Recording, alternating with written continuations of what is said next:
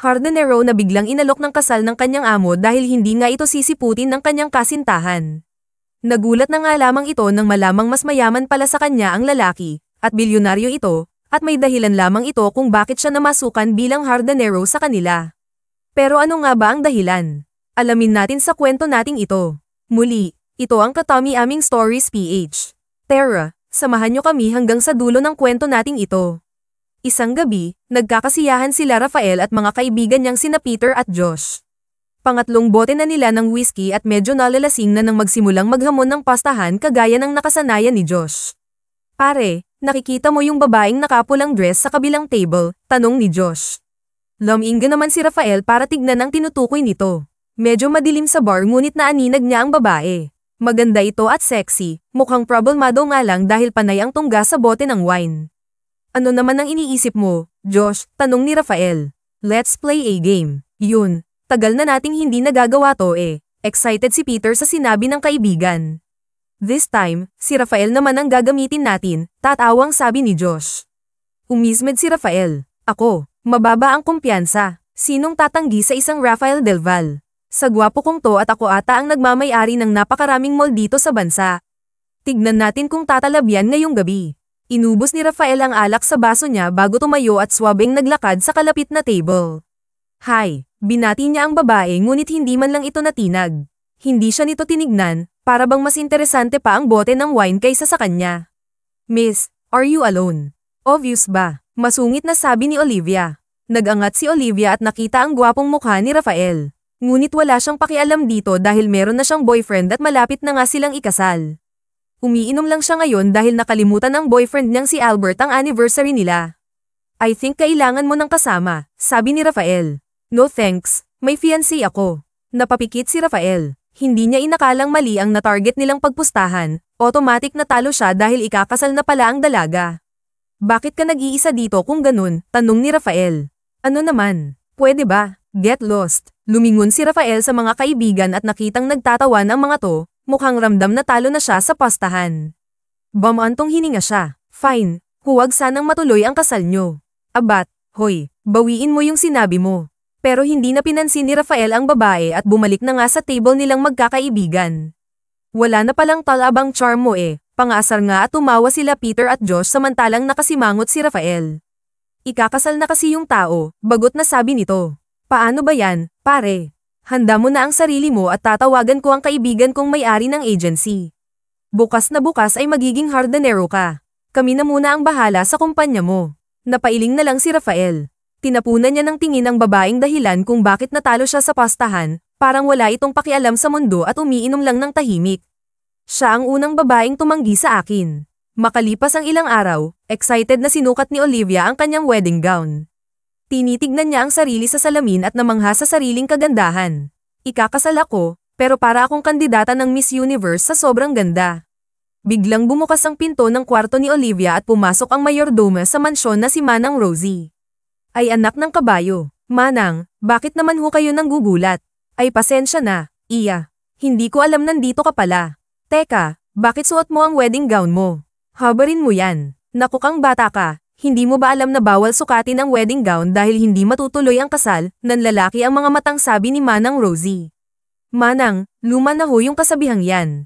Bukas naman na ang kasal eh, imposibleng hindi matuloy, ngumiti si Olivia at rumampa pa sa harap ni Manang Rosie. Tignan niyo po ang ganda ko ho ba? O siya, basta pinagsabihan na kita pero oo nga at bagay na bagay saw ang gown mo.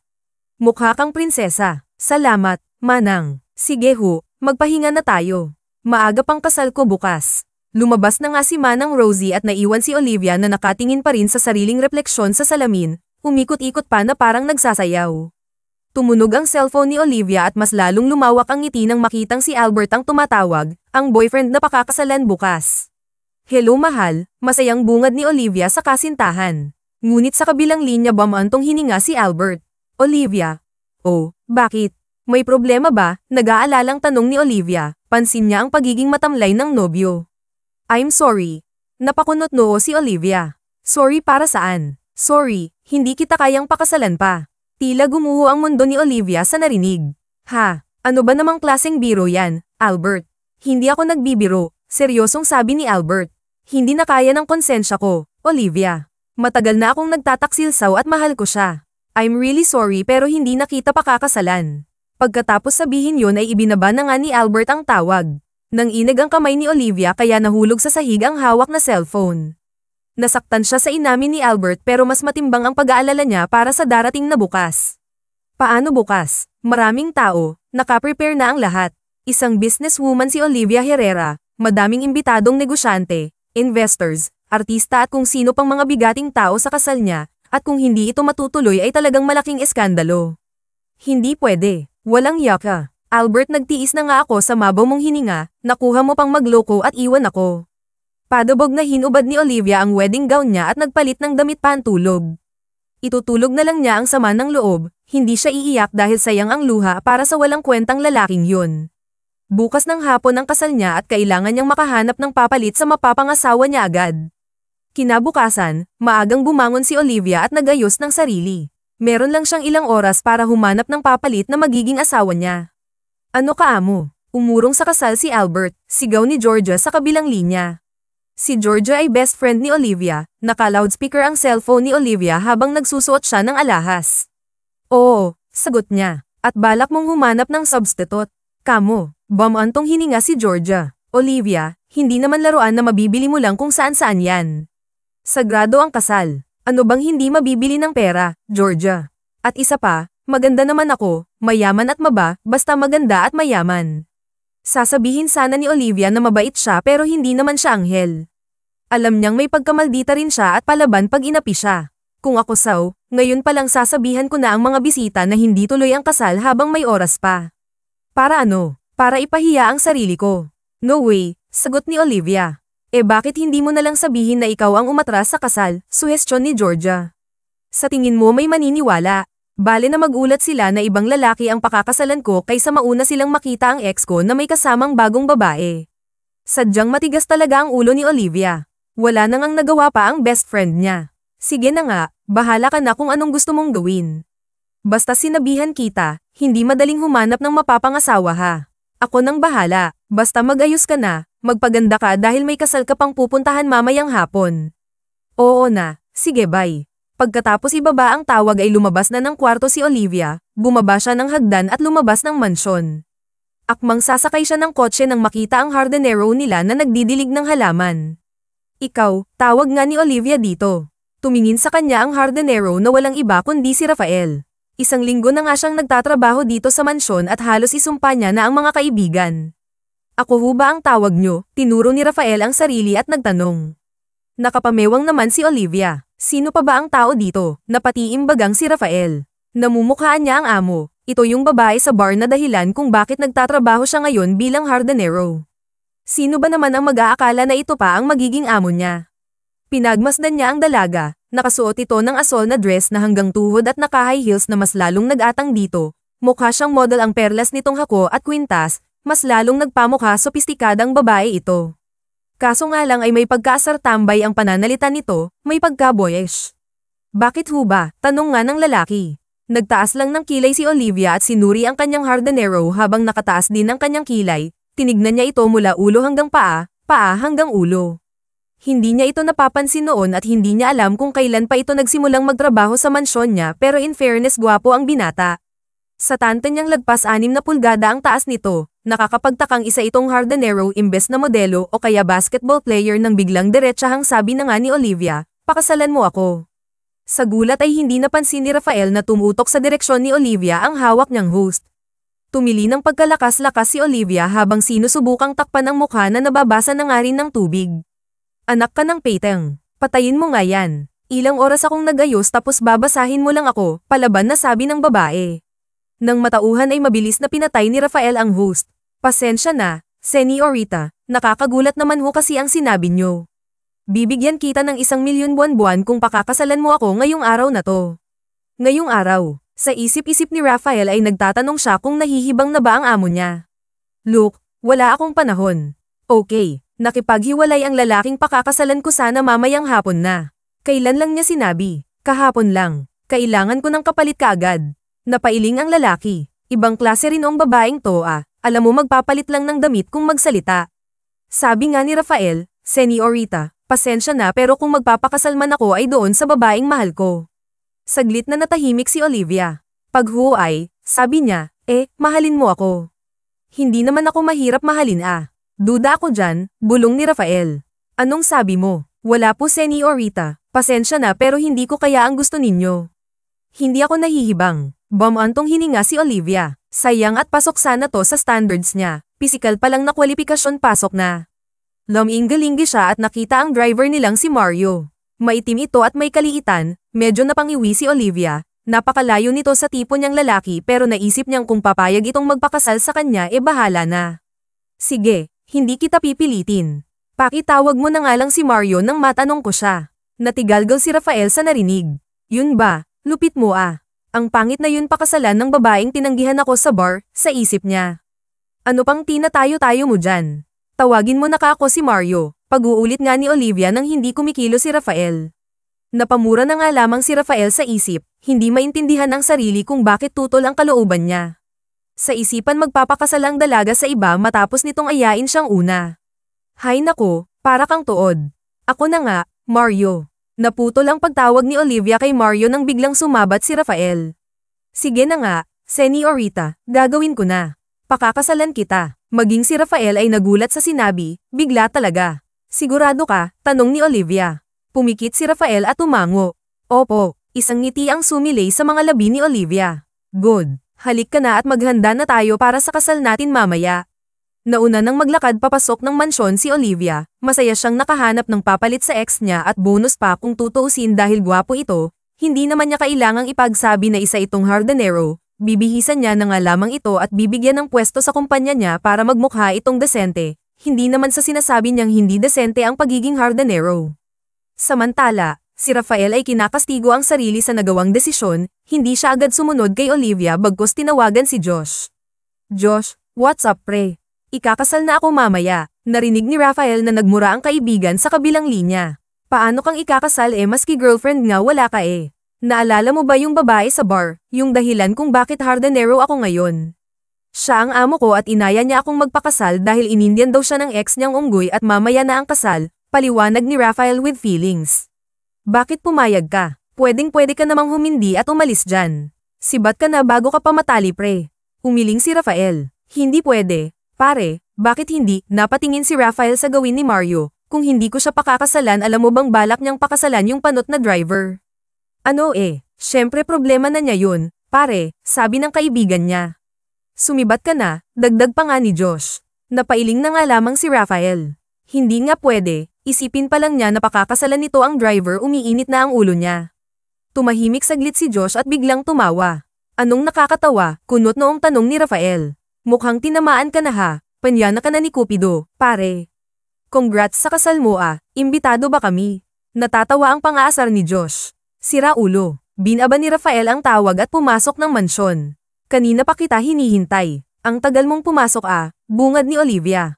Pasensya na ho, si kahali ika at magpasukat ka na at magpapahanap ako ng damit na masusumo mamaya. Teka, ano nga palang pangalan mo? Tanong ni Olivia. Sandro ho, sagot naman ni Rafael. Apelyido Del Val. Tinignan ni Rafael ang reaksyon ng dalaga ngunit mukhang hindi siya kilala nito. In fairness maganda yung apelyido mo. Parang mukhang pangmayaman. Mabuti naman ang hindi nito alam, mayaman nga talaga. Nang hapon ngang yun ay kinasal nga sin Rafael at Olivia. Nagulat ang lahat dahil ibang lalaki ang pinakasalan ni Olivia. Naging laman ito ng mga usapin at balita. Kinabukasan ay pumasok na agad sa opisina si Olivia. Wala namang rason para mag-honeymoon kasama ang asawa dahil hindi naman ni ito totoong asawa. Olivia, nakakaloka ka. Saan mo napulot tong asawa mong yun Napakagwapo. Baka pwede mo akong ihanap ng lamagay na rin ako sa tahimik. Sabi nga ni Georgia na bumisita para manggulo. Georgia, oras ng trabaho ko wala ka bang gagawin? Sa ni Olivia, dito heyan ako mamaya na yan chikahan mo muna ako. Pumalatak si Olivia at sinarado ang laptop. Hinarap niya ang kaibigan na alam niyang hindi titigil hanggat hindi niya ito pinapansin. Ano bang gusto mong malaman? Tanong niya, totoo bang hardinero yun sa mansyon napakagwapo, mukhang mayaman, hindi makapaniwala ang sabi nga ni Georgia. Totoong hardinero siya sa mansyon. Ayaw niya ngang pumayag nung una pero nagbago ang isip kalaunan nang hinayang siguro sa 1 milyong ibabayad ko buwan-buwan. Alam mo hindi ko akalaing magpapakasal ka na lang basta sa taong hindi mo naman mahal, sabi pa nga ni Georgia. Ano ka ba? Malamang hindi ako magpapatali sa lalaking hindi ko naman mahal. Naguluhan si George sa sinabi ni Olivia. Anong ibig mong sabihin kakakasal nyo lang kahapon paanong hindi ka magpapatali Georgia? Hindi nga ang kaibigan mo, hindi ko pina-finalize eh. Kung ipagsigawan mo na lang kaya sa labas ang ingay-ingay mo. Umirap si Olivia sa kaibigan. Sorry na nabigla lang ako buong akala ko kasi totoong kasal yun. Umiling na nga lamang si Olivia dahil sabi nga nito hindi alam ng Hardenero so ang alam niya habang buhay na siyang nakatali sa'yo. Parang mali naman yun ata Olivia. Hindi ko naman balak ilihim habang buhay eh. Sa palagay ko dapat mo yan sabihin sa kanya hindi yan bastang bagay lang Olivia. Seryosong payo nga ni Georgia. Pag-iisipan ko, sunod-sunod ang pag-inom na ginawa ni Rafael habang nasa bar kasama ang mga kaibigan. Ganito ba sine-celebrate ang buhay may asawa? Dapat ay nagahanan kayo pero nandito ka umiinom kasama kami. Tinapunan ni Rafael ng matalim na tingin ang kaibigan na iinis na nga siya at ginagatungan pa nito. Kamusta ang unang gabi bilang mag-asawa? Tanong ng kaibigang si Peter inis ang lagok ni Rafael ang alak. Dumiretso sa kwarto niya ni hindi man lang ako kinausap parehong tumawa sila Peter at Josh. Wala talagang talabang charm mo kay Senador Orita Sandit. Tumigil nga kayo, sabi ng lalaki. Baka naman kasi ayaw saw dahil Hardenero ka lang sa akala niya at ginamit ka lang niya. Sabi pa nga ni Josh, kung sabihin mo kaya ang totoo wala namang sikretong hindi nabubunyag pare lalo at kasal kayo, sabi naman ni Peter. Alam ko humahanap pa ako ng tiyempo. Alam niyo ba kung anong sabi niya sa akin pagkatapos ng kasal? Tanong nga ni Rafael. Ano? Sabay na tanong nila Peter at Josh. Hindi raw ako pwedeng maging Hardenero dahil asawa ko na siya magtatrabaho sa kumpanya niya at ito pa pinakita ni Rafael ang credit card na binigay ni Olive sa kanya. Humagalpak ng tawa sila Rafael at Josh. Binigyan ka ng extension ng credit card niya. Naku sustentado ka pala pare. Pangasar ni Josh, ito ang pinakamahilig mang Alaska sa kanilang magkakaibigan. Parang ako yung nakakaramdam ng hiya, komento ni Peter sinabi mo pa alam nyo ba kung gaano ako enliit na ang inabot niya sa akin pati ang cheque na paunang bayad. Daw niya sa akin, labis na nasaktan ang pride ni Rafael. Bilyonaryo siya pero siya ang binigyan ng pera ng asawa. Magtapat ka na kung ayaw mong maging house husband, pumalatak si Rafael at nagpatuloy sa pag-inom. Ilang sandali pa ang lumipas at tumunog nga ang cellphone niya. Si Olivia ang tumatawag. Hello, nasaan ka? Hating gabi na, wala ka pa sa bahay, tanong nga ni Olivia. Nakangisi ang mga kaibigan ni Rafael, inaasar siyang may misis na ngayong babulabog tuwing umiinom sila. Nagkayayaan lang uminom kasama ang mga kaibigan. Pauwi na rin, okay. Binaba na nga ni Olivia ang tawag. Ayos, pinapauwi na ni Commander. Hindi na pinansin ni Rafael ang pang-aasar ng mga kaibigan at nagpaalam na ngang umuwi. Pagdating sa bahay ay sinalubong siya ni Olivia, ang asawa niyang hindi man lang niya mahawakan. Mukhang lasing na lasing ka, sabi nito. Sinong hindi maglalasing ayaw sa akin ang asawa ko, wala sa sariling sabi ni Rafael habang nakanguso pa na animoy nagtatampo sa asawa. Anong sabi mo? Natatawang sabi naman ng babae. Ayaw ka ako sa akin ng asawa ko, lasing na sabi ni Rafael at dahan-daang lumakad kay Olivia na paunti-unti naman na umaatres. Nahalikan man kita noong kasal natin kahapon pero dampi lang yun. Honeymoon natin pero heto, kakauwi mo lang galing trabaho. Ano ka ba? Kasal lang tayo sa papel, sabi ni Olivia. Hindi nga tayo totoong kasal, dagdag pa nga ni Olivia pero sa isip lang. Sabi naman sa kanya ni Rafael, asawa pa rin kita. Inagaw mo ako sa libo-libong babaeng nagkakandara pa para sa akin. Dapat lang, hilan ni Olivia para sa kanya sa kwarto. Hawak-hawak ni Olivia ang dibdib. Pinapakiramdaman ng bilis ng tibok ng puso niya. Bakit ganito ang reaksyon ko? Ramdam ni Olivia ang pag-iinit ng mukha. Hindi naman siguro ako nagkakagusto sa Hardenero ko. Ba't malabo? Tapik-tapik ni Olivia ang pisngi. Hay nako, Olivia. Tama na nga, pagod lang yan. Itulog mo na, pagkausap nga niya sa kanyang sarili. Kaso nga lang, hanggang sa panaginip ay pumasok sa isip niya si Rafael. Ang naggagandahang mga itim na mata, matangos na ilong, mapupulang labi. Sa panaginip niya ay hinahalikan siya nito. Kaya naman, paggising kinabukasan ay halos hindi niya matignan si Rafael habang kumakain ng almusal. Magbihis ka, sasama ka sa akin sa opisina para masimulan ng training mo, sabi niya rito, hindi pa rin tumitingin sa mukha nito. Hindi na kailangan, may pinapasukan naman akong trabaho. Kung ayaw mong maging Hardenero lang ang asawa mo, sagot nga ni Rafael.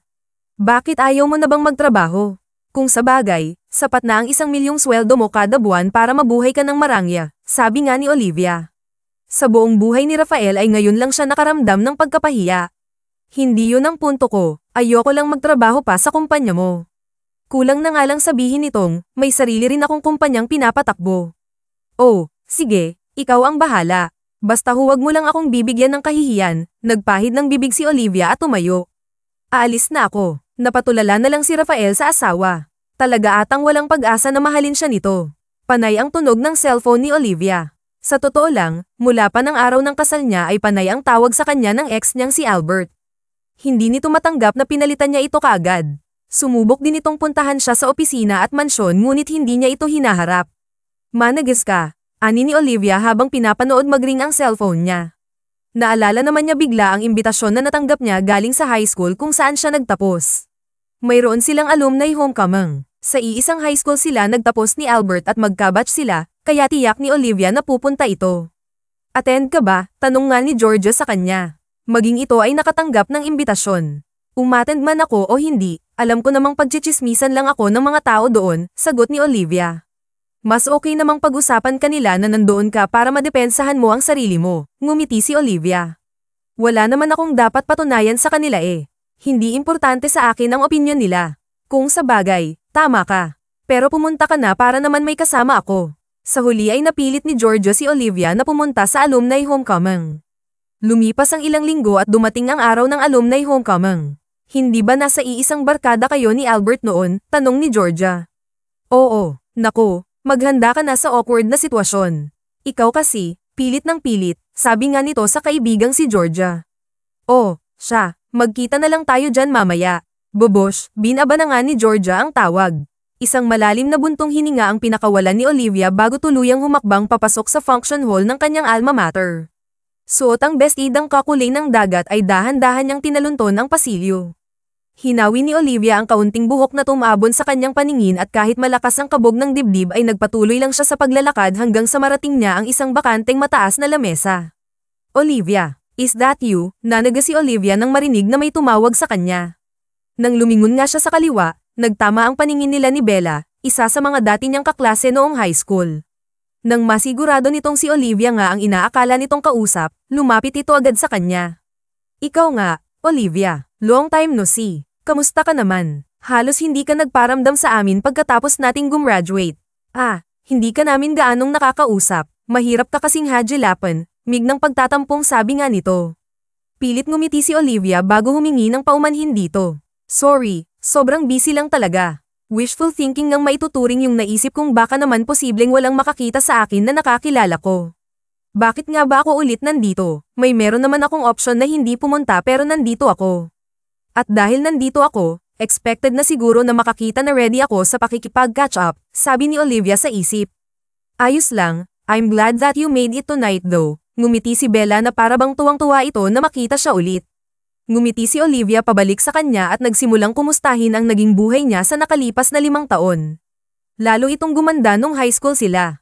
Isa sa mga crush ng bayan si B maganda, matalino at mabait pa, kaya naman maraming lalaki ang naghahabol dito noon at siguradong mas lalo na ngayon dahil mas na-enhance na nga ang ganda nito.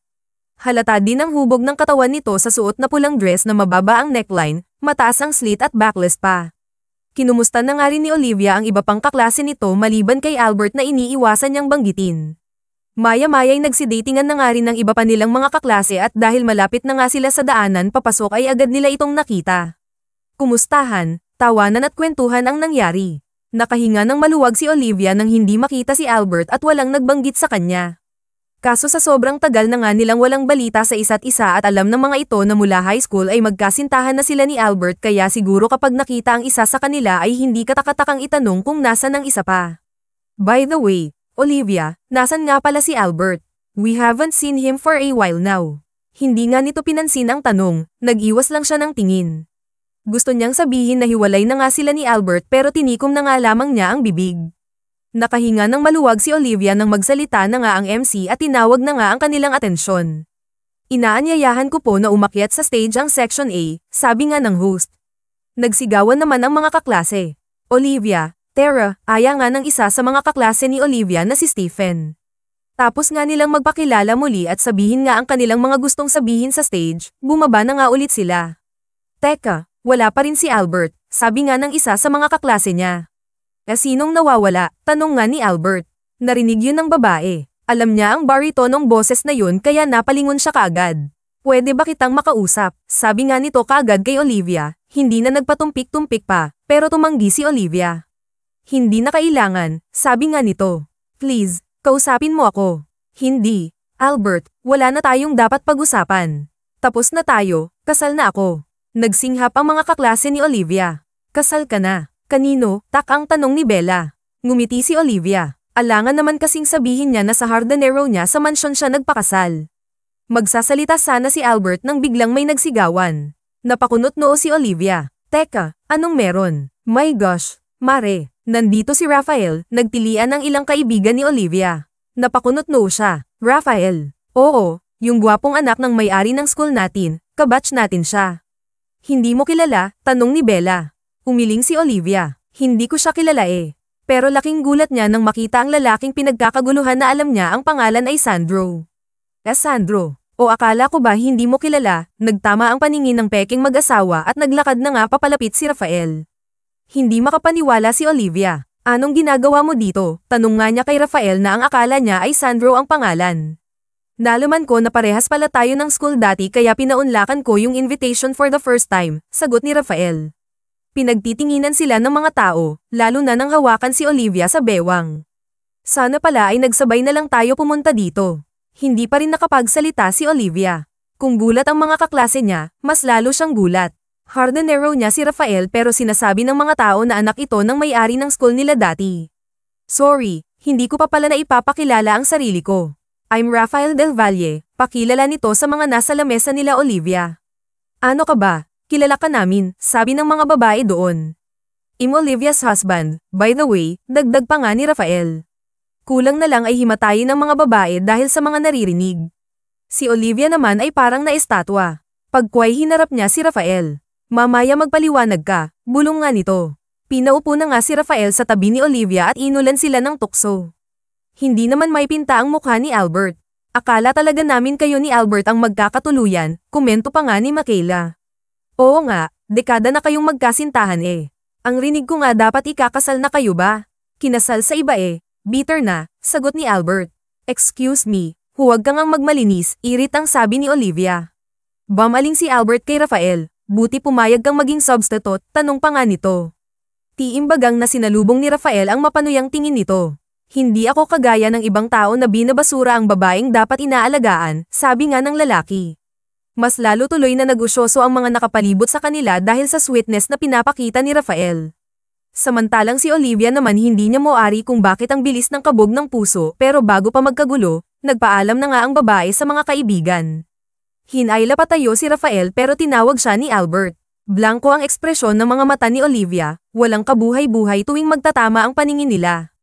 Tumaas ang isa niyang kilay, diretso lamang ang tingin nila sa isa't isa ang mga kasama nila sa lamesa ay nakatunghay lamang sa kanilang dalawa na mga mistulang nag-abang sa kung ano pang sasabihin nila.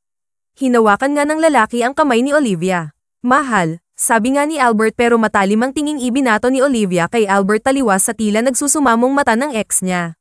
Sabi pa nga ni Olivia, sa pagkakatanda ko, wala ka ng karapatang tawagin akong ganyan. May asawa na ako Albert, okay na ako, huwag mo na kaming guluhin pa. Pinisil ni Raphael ang kamay ni Olivia at nag-angat ng tingin sa huli tira, sinusuportahan siya nito siguro. Ito na nga ang closure na kailangan niya bago tuluyang hayaang makapasok sa puso niya si Raphael. Nagsisisi ako sa nagawa ko, sabi ni Albert. Umalis sa lamesa ang mga kaibigan nila, tanging ang tatlo na lang ang natira. Wala kang ginawa, Albert. Wala nung mga panahong alam ko na nasa na tayo. Kung may pakialam ka talaga, sana kumilos ka. Kilala kita eh. You won't let anything or something dear to you slip out of your fingertips. Nilagay mo ako sa posisyon kung saan kinailangan kong kalimutan ka. Ngayong wala ka ng halaga sa buhay ko sasabihin mong nagsisisi ka na. Sorry pero para sa akin parte ka na lang ng nakaraan. Tunalikod si Olivia para maglakad nang may biglang maalala. Siya nga pala, matuto kang mag-mouthwash, sabi pa nga nito. Hindi na nagkita sila Olivia at Georgia dahil umuwi na nga agad ang mag-asawa. Pagkadating sa bahay ay inulan ng tanong si Raphael. Anong ibig sabihin nito? Magpapaliwanag ako. Dapat lang, sigaw nga ng babae. Tumahimik ka muna, pwede ba? Sabi naman ni Raphael. Ang totoong pangalan ko ay Rafael Del Valle. Ako ang nagmamay-ari ng malalaking malls dito sa Pilipinas. Nanalo lang ako dahil natalo ako sa pastahan naming magkakaibigan doon sa bar kung saan kita unang nakita. Kumunat noo si Olivia. Ha, sandali, hindi pa ako tapos. Pinatahimik ni Rafael si Olivia. Isang buwan lang ako dapat magiging hardinero pero inalok mo ako biglaan ng kasal at nung sinabi mong si Mario ang pakakasalan mo kapag hindi ako pumayag, ewan ko pero nainis ako kaya nagbago ang desisyon ko. Bakit naman? Huwag mong sabihing may gusto ka sa akin, na love at first sight ka sa akin, hindi seryoso si Olivia sa sinabing ito kaya naman nagulat siya nang tumango si Rafael. Siguro nga, siguro hindi ko na malayan yun pero yun talaga ang nangyari, nahuhulog na rin ako sa'yo sa bawat araw na nagdaan. Seryoso ka pala eh, nagbibiro lang ako eh, sabi naman ni Olivia pagak na tumawa ngunit nanatiling tahimik at seryoso si Rafael. Nilabas ni Rafael ang cheque at credit card na binigay ni Olivia sa kanya at inabot dito. Ano yan? Tanong ni Olivia. Bilyonaryo ako Olivia, hindi ko kailangan ng kahit piso mula sa iyong ngayong asawa na kita. Ako ang dapat na nagpo-provide. Namilog ang mga mata ni Olivia nang nilabas ni Rafael ang credit card niya. Itim ito at ang ibig sabihin, wala itong credit limit. Ibinigay niya ito kay Olivia. Travel anywhere you want and buy anything you want. Walang hanggan ang pwede mong gastusin sa pera ko, katulad ng walang hanggan na nararamdaman ko para sa'yo. Tula lang si Olivia sa lalaking kaharap. Pakiramdam niya ay tatalo ng puso niya mula sa kanyang dibdib. Maliligo lang ako at matutulog. Good night, tumakbo nga ito paakyat ng hagdan gaya ng ginawa niya noong umuwing lasing si Rafael. Lagpas isang buwan na nga silang magkakilala nito pero napakaaga pa rin para mahulog ang loob niya dito at mukhang paniwalang paniwala si Rafael na totoo ang kasal nila. Ano-ano ang magiging reaksyon niya kapag nalaman niya na hindi talaga kami kasal, tanong ni Olivia sa sarili. Bahala na nga, kailangan niya ring ingatan ng puso hindi ito parang candy na ibibigay niya lang agad. Yun ng dekada silang naging magkasintahan ni Albert ay nagawa pa rin nung lokohin siya paano ba itong lalaking kailan lang niya nakilala. Sumimangot si Olivia nang maalala na pinagpustahan pala siya ng mga kaibigan ni Rafael ito pa lang ay sapat na patunay na para mukhang hindi siya seseryosohin ng binata. Ipinilig ni Olivia ang ulo at pilit na inalis sa isipan si Rafael. Kailangan niyang libangin ang sarili sa mga susunod na araw kung kinakailangang umagahin nga siya ng uwi para lang maiwasan ito gagawin niya. Napadalas na ang pag-uwi ni Olivia ng madaling araw, tinupad niya ang sinabi niyang lilibangin niya ang kanyang sarili gaya ngayong gabi nasa isang bar nga silang dalawa ni Georgia. Kinuwento niya sa kaibigan ang nangyari sa alumni homecoming dahil hindi nga sila nagpang-abot. Seryoso, gumawa pa ng eksena ang ex mong abnormal at Diyos ko hindi ako makapaniwalang ang hardinero mong asawa bilyonaryo pala. Naka-jackpot ka Olivia, naiinggit naman ako, sabi nga nito. Nakakalimutan mo na bang hindi kami totoong kasal, paalala ni Olivia. Nako, oo nga pala. So paano yan, kita mo nga ang sikreto niya lumabas paano kapag nalaman niya ang ginawa mo, nag-aalalang tanong ni Georgia. Wala naman akong pakialam kahit na magalit siya o ano. Tinitignan ni Georgia ang mukha ni Olivia na parang binabasa kung totoo ba ang mga sinasabi nito. Talaga nga bang wala kang pakialam? Bakit parang apektado ka? Kita mo nga napapadalas ang pag-inom mo. Iniiwasan ko lang magkita kami sa bahay Bakit at kung ayaw mo siyang nakikita sa bahay paalisin mo, hindi yung ikaw ang nag-a-adjust, hindi sumagot si Olivia kaya naman napangisi si Georgia. Alam ko na ayaw mo rin talaga siyang paalisin huwag mo nang itanggi. Kabisado na kita Olivia, best friend mo ata ako hello.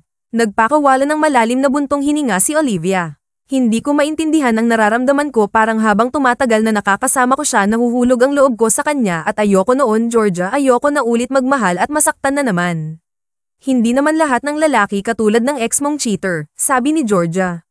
At paano kung parehas lang sila ni Rafael? Hinawakan ni Georgia ang kamay ni Olivia huwag mong pagkaitan ang sarili mong maging masaya at yung pagkakataong mahalin at magmahal dahil lang sa may isang taong hindi nakita ang halaga mo. Baka hindi lang talaga si Albert ang nakalaan sa'yo. Subukan mo buksan ang puso mo para kay Rafael, bigyan mo siya ng pagkakataon. Tingin mo ba nagiging maramo ako sa sarili ko? Tanong ni Olivia kay Rafael. Huwag mo siyang parusahan dahil sa kasalanan ng ibang tao. Sana pumayag siyang pakasalan ka at panindigan ang sinumpa niya sa simbahan. Sana kung ramdam mong umiibig ka na sa kanya, ipaalam mo sa tao. Hanggang sa pag-uwi ay hindi nawala sa isip ni Olivia ang sinabi ni Georgia. Siguro nga kailangan niyang pagbigyan ng sarili niyang sumaya ulit. Naghihintay si Rafael sa sala nang umuwi si Olivia. Bakit gising ka pa? Tanong ng dalaga. Napapadalas ang pag-uwi mo ng ganitong oras, ha? Nakainom ka pa. Iniiwasan mo ba ako? Masuyong tanong ni Rafael. Nag-iwas ng tingin si Olivia. Napagtanto ni Rafael na tama ang naiisip niya. Tumayo siya mula sa sofa at lumapit rito. Kung naiilang ka na nandito ako, ay aalis na muna ako. Babalik na ako sa bahay ko. Mabilis na tiningnan ni Olivia si Rafael, tutol siya sa sinabi nito. Ngunit bago pa nga siya makapagsalita, naglakad na nga ito papalayo. At kung kailan naman nakahanda na nga si Olivia, nabuksan ng puso para kay Rafael, saka naman sumabog ang balita na peke ang kasal niya at ginawa niya lang ito para gumanti sa ex niyang si Albert dahil sa pangangaliwa nito. Tumawag sa kanya si Georgia at umiiyak ito. Olivia. Oh, anong nangyari? Bakit ka umiiyak? Nag-aalalang tanong ni Olivia. I'm sorry. Hindi ko sinasadya. Lasing ako nung kinausap ako ni Albert tungkol sa'yo. Nadulas ako, nasabi kong hindi totoo ang kasal ninyo ni Rafael at substitute groom mo lang siya dahil umatras si Albert. Sorry talaga. Napapikit ng mariin si Olivia, bahagyang nakaramdam ng pagkainis sa kaibigan pero agad niyang binaliwala ito. Gulo to, Georgia. Alam ko. Sorry talaga. Friend, patuloy ito sa pag-iyak at wala nang nagawa pa si Olivia kundi aluin ito. Sige na, tumahan ka na. Wala na tayong magagawa, tapos na eh. Ilang beses pang nag-sorry si Georgia tapos natapos nga ang tawag. Hindi magkanda-ugaga ang mga empleyado ni Olivia sa pagkakaroong kumakalat na chismis, habang siya naman ay kalmadong naghihintay sa loob ng kanyang opisina. Anumang oras ay darating na si Rafael para kausapin siya. Nang tumawag ito kanina ay halos magtayuan ang mga balahibo ni Olivia dahil sa lamig ng boses nito, parang nagpipigil ito ng galit. Makalipas ang kalahating oras ay dumating na nga ito. Totoo ba? Bungad ni Rafael. Ang alin? Kalmadong sabi ni Olivia. Totoo bang hindi mo finil ang marriage contract natin? Saglit na tumahimik si Olivia bago dahan-daang tumango. Oo, hindi ko finil ang marriage contract natin dahil ayokong matali tayo sa isa't isa na basta-basta na lang. Yun din naman yung naisip kong gusto mo dati, di ba? Dahil nabigla ka rin sa kasal natin. Niloko mo ako. I'm sorry. Okay, ginawa ko lang yun para rin sa ating dalawa. Para kung sakaling dumating ang mga taong mamahalin talaga natin, pwede pa rin natin silang pakasalan. Kung ganoon, pakasalan mo ako. This time, yung totoong kasal na. At ako na mismong mag-aasikaso para siguradong wala ka ng kawala. Natameme si Olivia sa sinabi ni Rafael. Hindi ito ang reaksyong inaasahan niya mula dito. Ha, ito lang ang nasabi niya. Hindi ako papayag na hindi tayo magpapakasal. Humakbang si Rafael papalapit at dumukwang sa lamesa. Tinitigan sa mata si Olivia. Sa mata ng Diyos, kasal na tayo, Olivia. Batas na lang ang magpapatibay na akin ka. Nag-init ang mukha ni Olivia dahil sa sobrang lapit ni Rafael. Kulang na lang ay halikan na nga siya nito. Ewan ko sa'yo, Rafael.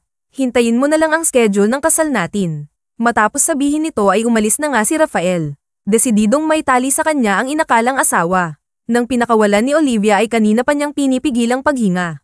Grabe ang epekto sa kanya ni Rafael. Para siyang nadadarang kapag nasa malapit ito. Aatakihin ata ako sa puso dahil sa lalaking yun. Noong nobyo niya si Albert, hindi siya nakaramdam ng ganitong klaseng emosyon. Para lang silang matalik na magkaibigan na napagdesisyon ng sila na lang ang magkatuluyan. Pero kay Rafael, naramdaman ni Olivia ang kilig at hindi lamang ata paru-paro ang nasa tiyan niya tuwing malapit ito kundi buong zoo. Hindi nga niya maitatanggi na nakahinga siya ng maluwag sa sinabi ni Rafael, handa itong pakasalan siya, taliwas sa inakala niyang isusumpa siya nito. Hindi niya na rin maitatanggi ang katotohanang umiibig na nga siya sa binata pero hindi siya basta bibigay dito, pahihirapan niya muna ito at hahayaang patunayan nito ang sarili sa kanya. Mahirap na. At baka isa na naman to sa pastahan nilang magkakaibigan. Tama, kailangan kong mag-ingat at baka pinaglalaroan niya lang ako. Literal na napasalin si Olivia nang madatnan ang dalawang lalaki paglabas ng bahay.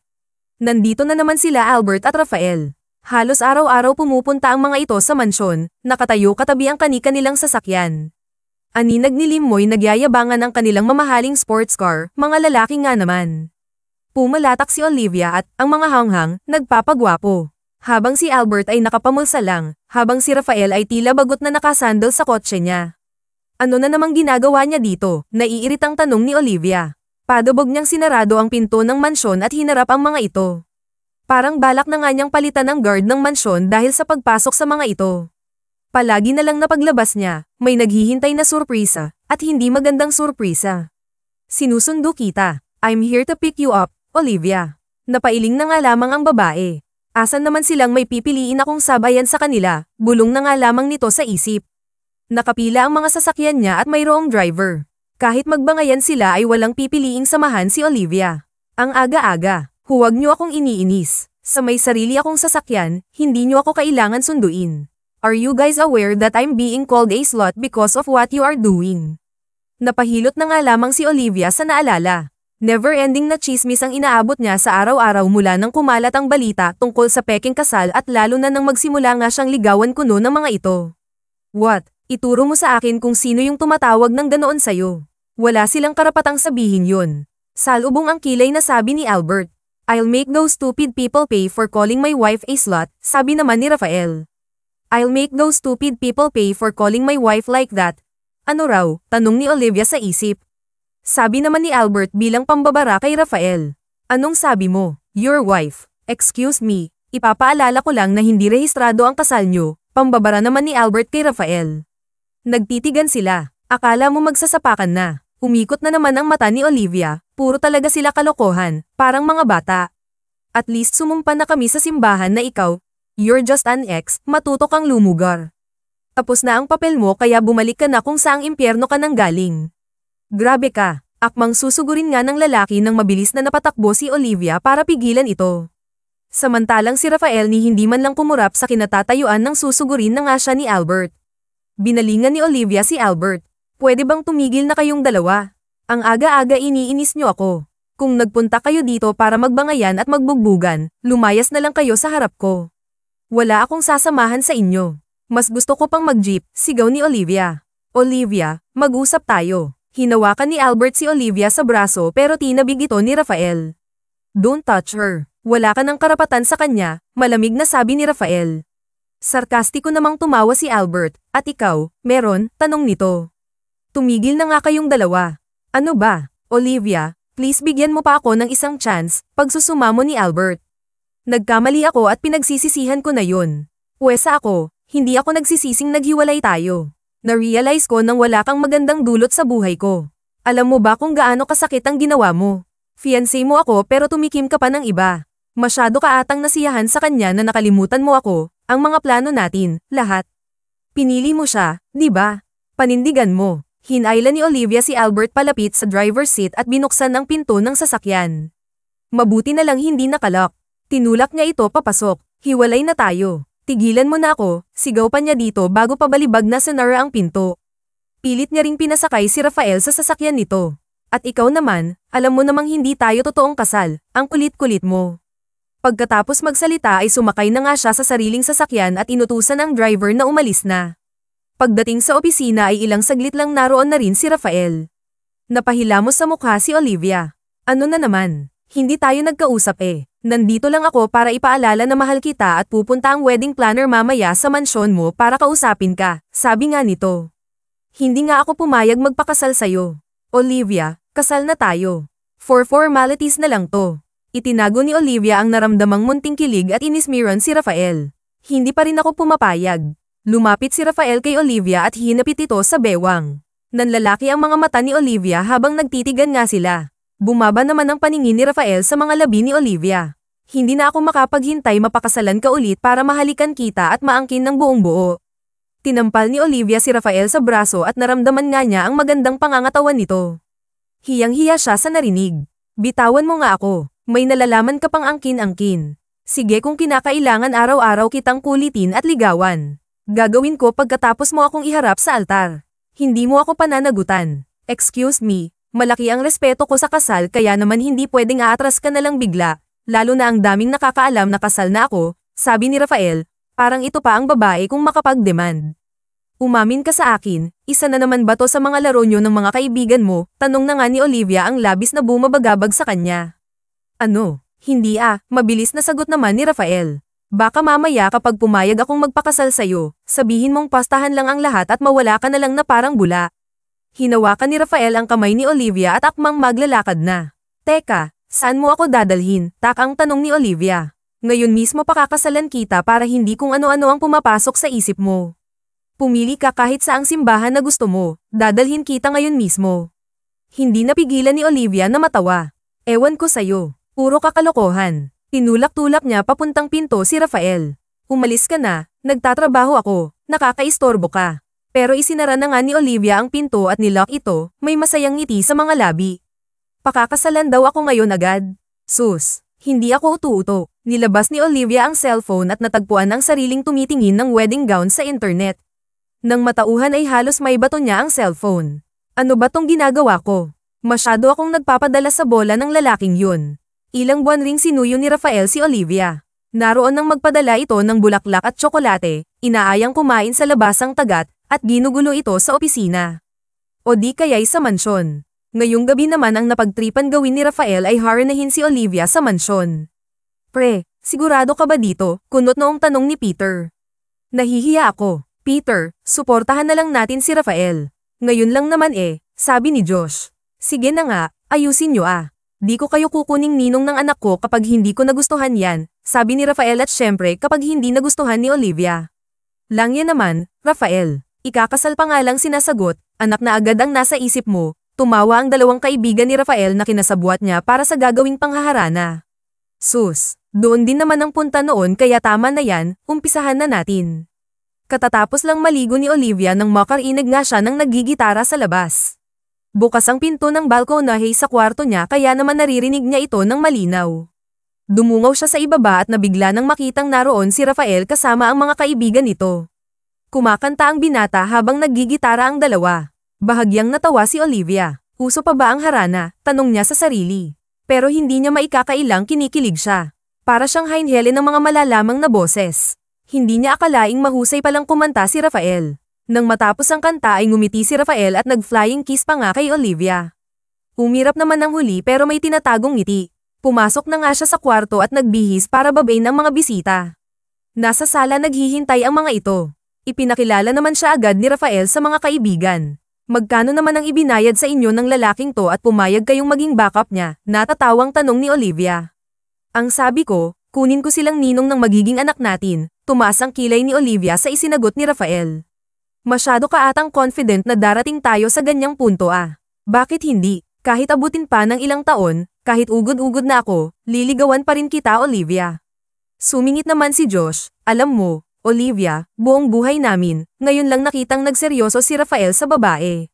Totoo yan. Akala nga namin hindi na mag-aasawa yan sabi pa nga ni Peter. Dumiretso ng upo si Rafael, tila proud sa sinasabi ng mga kaibigan. Tinutulungan siya ng mga ito na umiskor sa puso ni Olivia. Nako, narinig ko na yan. Syempre kaibigan niyo si Rafael, babanguhin ninyo ang pangalan, pambabasag nga ni Olivia. Tumikim ang tatlo ng sabay-sabay at natawa na nga lamang si Olivia. Hindi naman nagtagal at nagpaalam na nga ang mga ito na umuwi. Pati ba ako uuwi? Hindi ba pinatira mo naman ako dito noon? Hirit ni Rafael. Noon yun. Aba, naliligaw ka palang gusto mo na agad ibahay kita. Hindi naman. Baka lang sakaling makalusot, napakamot sa batok si Rafael. O siya, sige, umuwi na kayo at gabi na, matutulog na ako. Okay, magpahinga ka na. Sana mapanaginipan mo ako. Pwedeng makahingi ng good night kiss, biro pa nga ni Rafael. Ngunit nagulat siya nang halikan nga siya sa pisngi ni Olivia. Gusto ko sana sa lips pero pwede na rin. Abot tenga ang ngiti ni Rafael. Tila nagkaroon ng pag-asa na sasagutin nga siya sa wakas ng dalaga. Good night na. Paakay na sana ng sasakyan si Rafael nang tawagin siya ni Olivia. Rafael, yes, tungkol sa panliligaw mo. Nakapagdesisyon na ako. Biglang kinabahan si Rafael sa sinabi ni Olivia. At anong desisyon mo? Tanong nga niya. Tigilan mo na ang panliligaw mo. Parang nahulog sa sahig ang puso ni Rafael.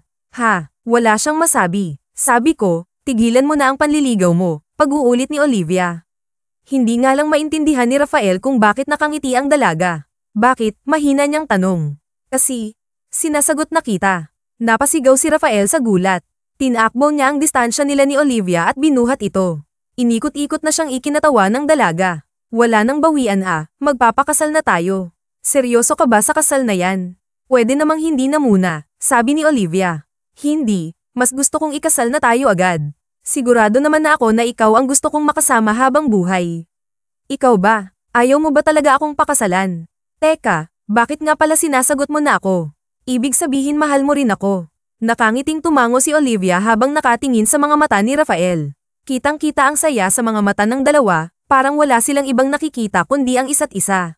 Sabihin mo nga, gusto kong marinig, paglalamang ni Rafael. Ang alin, pagmamaang-maangan naman ni Olivia kahit alam niya kung ano ang tinutukoy ni Rafael. Hindi ko pa naririnig na sabihin mong mahal mo ako. Kailangan pa ba? Nakakahiya naman. Anong nakakahiya? Ikinakahiya mong mahal mo ako, reklamo ni Rafael. Hindi kasi yun nakakawala ng angas kapag maglalamang ako. Alam mo namang Amazona ang datingan ko, diba? Tumawa si Rafael. Please, kahit isang beses lang. Hay, sige na nga. Mahal kita, Rafael. Mahal din kita, Olivia. Pwedeng bang dito na ako matulog? Kumalas si Olivia sa yakap ng nobyo at umiling. Sa susunod na, pagkatapos ng kasal natin. Kapag kasal tayo, bibili tayo ng bahay natin kahit sa News lang, basta pakasalan mo muna ako bago mo ako gapangin. Parehas silang natawa sa sinabi ni Olivia. O sige, hindi na muna kita gagapangin pero pwede ba kitang halikan, tanong nga ni Rafael. Hindi mo na kailangang magpaalam. Naglapat ang mga labi nilang dalawa. Hindi alintana ang panunokso nila Josh at Peter. Masayang-masaya ang puso ni Rafael, ganon din si Olivia. Pagkatapos maghalikan ay pinagdikit ni Rafael ang mga noo nila. Mahal kita, Olivia. Gagawin ko ang lahat para maging mabuting asawa sa'yo. Hindi kita sasaktan tulad ng ginawa ng ex mo. Hindi kita ipagpapalit. Bulagin mo pa ako kung tumingin ako sa iba. Aba, dapat lang. Wala ka nang makikitang kasing ganda, sexy at yaman ko no, sabi ni Olivia at kasing arte at maldita tulad mo, dagdag ni Rafael. Hinampes naman siya ni Olivia sa braso pero hindi niya ito inalintana. Joke lang naman. Syempre wala na akong balak pakawalan ka. Sige na. Pumasok ka na sa loob at uuwi na ako, baka gapangin pa kita nang wala sa oras. Mag-iingat ka. Ihanda mo ang sarili mo, malapit na ang kasal natin. Kumaway si Rafael bago tuluyang sumakay sa kanyang kotse. Tinanaw naman ni Olivia ang papalayong sasakyan ng may ngiti sa labi. Nakahanda na akong pakasalan ka, Rafael. Hindi na pinatagal pa ni Rafael. Lumipas ang ilang linggo, kasal na nga nila ni Olivia. Ginanap ito sa simbahan ng San Agustin at talagang naging usap-usapan. Dumalo ang mga kaibigan nilang dalawa at maging ang ex ni Olivia na si Albert. Thank you kasi hinayaan mo akong pumunta, sabi ni Albert kay Olivia habang nagsasayaw sila sa reception. Sa di kalayuan ay nakatanaw si Rafael. Si Rafael ang dapat mong pasalamatan, sabi niya. Hayaan ka naming pumunta para sa closure mo, para makita mong tapos na talaga tayo at masaya na ako sa feeling niya, sagot ni Olivia. Masaya akong napunta ka sa tulad niya at oo, tanggap ko nang tapos na tayong dalawa. Na-realize ko nga wala pala sa tagal ng pagsasama o pagkakakilala mo sa tao ang pagmamahal. Minsan ang pinaramdam sa'yo ng isang tao sa loob ng isang taon, kayang iparamdam sa'yo ng iba sa loob ng isang araw. Totoong minahal kita, Albert, pero iba ang pagmamahal na nararamdaman ko para kay Rafael. Tumango si Albert. Naiintindihan ko, Olivia. Tumingin siya sa likuran ni Olivia at nakitang papalapit na nga si Rafael. Tapos na ang oras ko, ibabalik na kita sa kanya, ngumiti si Olivia at hinintay na makalapit ang asawa. Siyempre pare-ani ni Albert kay Rafael. Kunin ko ng asawa ko. Nagkamay ang dalawa bago tuluyang umalis si Albert. Ngayon sina Rafael at Olivia na nga ang nagsasayaw. Hindi ka ba nagseselos? Panunokso ni Olivia. Hindi. Bakit naman ako magseselos, pwedeng-pwede ko naman siyang bugbugin kapag may mali siyang kinilos. Natawa si Olivia sa sagot ng asawa. Siya nga pala pinarehistro ko na agad ang kasal natin. Mahirap na baka mamaya mag-backout ka pa, sabi ni Rafael. Sigurista ka naman masyado pero huwag kang mag-alala, wala naman na akong balak pang humiwalay sa'yo, nakangiting sabi ni Olivia. Dapat lang, yumuko si Rafael para halikan ng asawa, wala kang kawala sa akin. Makalipas ang isang taon, kabadong naghihintay sa labas ng delivery room si Rafael ngayon kasi mangganganak ang asawa niyang si Olivia. Gusto sana niyang pumasok sa loob kaso bawal daw sabi ng mga doktor. Ilang oras na siyang nakatayo at palakad-lakad. Umupo ka nga muna, nahihilo ako sa'yo sabi ni Georgia dahil wala ang mga magulang ni Olivia, ito ang nakasuporta sa kaibigan. Pasensya na, kinakabahan talaga ako, maayos maipapangakong bata, huwag kang masyadong mag-alala. Sa wakas ay bumukas na nga ang pintuan ng delivery room. Nagmamadaling lumapit si Rafael sa doktor. Dok, ano pong nangyari, bakit sobrang tagal? Sorry po sir, sorry para saan, where's my wife? Kalma lang po sir, wala namang problema, hindi lang po namin alam na triplets pala ang anak nyo. Halos matamba sa sahig si Rafael dahil sa gulat. Triplets. Opo, kaya natagalan sa panganganak si Mrs. Ngayon nga po tulog na siya dahil sa pagod. Congratulations sir, nakangiting bati ng doktor, salamat po.